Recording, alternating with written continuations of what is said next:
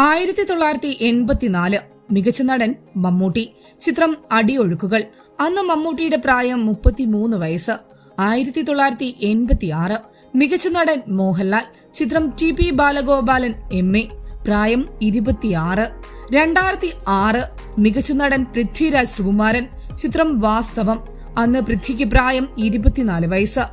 ആദ്യം പറഞ്ഞ രണ്ടുപേരും മറ്റൊരു തലമുറയിൽ നിന്നും മലയാള സിനിമയിൽ സൂപ്പർതാര പദവിയിൽ എത്തിയവർ. മൾട്ടി സ്റ്റാർ കാലഘട്ടത്തിൽ അരങ്ങേറ്റം കുറിച്ച പൃഥ്വിരാജ് സുകുമാരൻ അങ്ങനെയൊരു സ്ഥാനപ്പേരുള്ള യുഗത്തിലല്ല സിനിമയിൽ അഭിനയിച്ചത്. എന്നാലും കൂട്ടത്തിൽ ആദ്യ തവണ ഏറ്റവും പ്രായം കുറഞ്ഞ മികച്ച നടനായത് പൃഥ്വിയാണ്. മമ്മൂട്ടിക്കും മോഹൻലാലിന് ശേഷം 3 തവണ മികച്ച നടനുള്ള പുരസ്കാരം നേടിയ മറ്റൊരു മലയാള നടനില്ല.